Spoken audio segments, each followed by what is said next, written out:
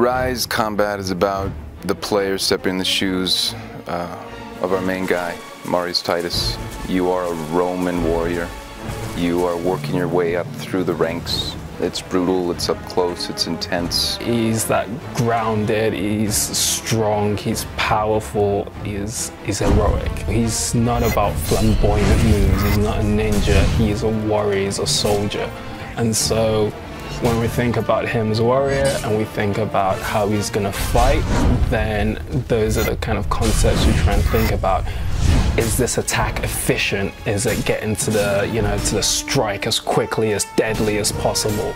And is it powerful? Is it strong? When he throws his shield, is all his weight behind it, so when it slams, it really slams. We actually worked with an expert on Roman fighting and combat strategies to gather some knowledge about how to handle weapons and shields and all that kind of stuff.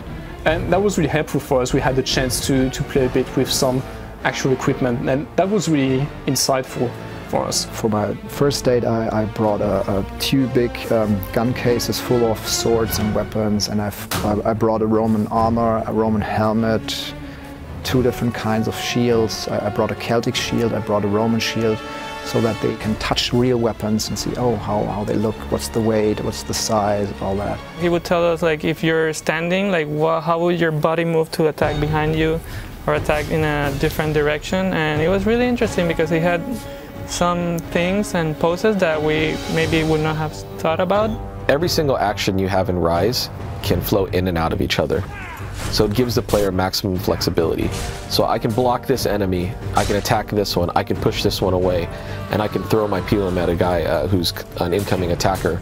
And what it does is it gives you the ability to kind of, create your own language. Marius does not attack one guy and finish him and then stop and then move to the other guy.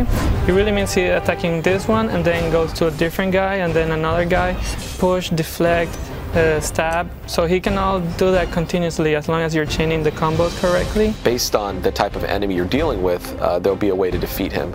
So certain enemies will have to kind of deal a lot more damage to take them out, and that can happen two ways. One is you can choose the damage perk and decide to kind of take more off of him, or you could choose the health perk to stay alive longer, to be able to maybe get more hit points. You go into an encounter and the first thing you do is say, okay, who am I facing? What can I do?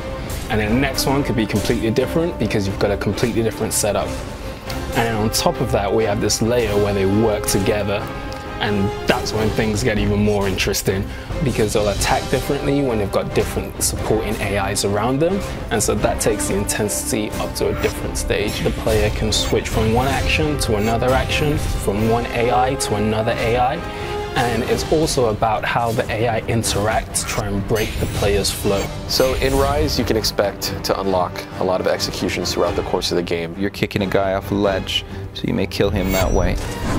If you get close to a fire, there's numerous executions there.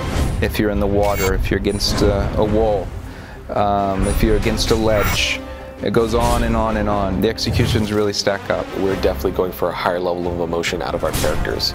Not only in cinematics, not only in executions, but also live in combat. We did a lot of stuff with the camera stuff. We did really extreme animations, really close animations. Intensity, it's about brutality.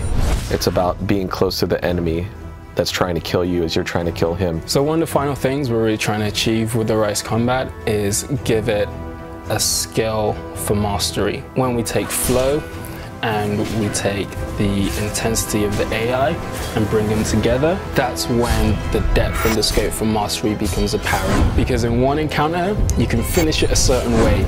Maybe you kill everyone, but you didn't quite execute everyone. So then you want to play it again, set them up in different ways so maybe you can execute everyone, but maybe you didn't double execute everyone. Did you perform the perfect chain? Was your flow from beginning to end this like seamless, smooth transition from move to move, enemy to enemy, where you've got them all set up in this perfect state and you just push the trigger button and they all just fall? An important aspect of kind of doing this whole game is this, idea that, we can create a combat system where you can be more emotionally engaged to what your player is actually doing. I mean, that will be the first sign that we've done well, if you actually feel something out of combat. And the other aspect is that, just nuts and bolts wise, we have a solid combat system, something that we can build more and more on top of. And that's really where the depth aspect comes in. You know, we want it to feel really, really good to play. We don't want players to feel frustrated or, you know, get too angry over the fact they can't pull something off. But at the same time, master players will be able to do stuff that when you watch these YouTube videos, you're going to go, this is amazing, how does someone ever do that? And, you know, if we can kind of tap into those two main elements, then we would have felt we've done, you know, a good job. We've really done everything we can to wrap it all up to have a really good, full experience for the player.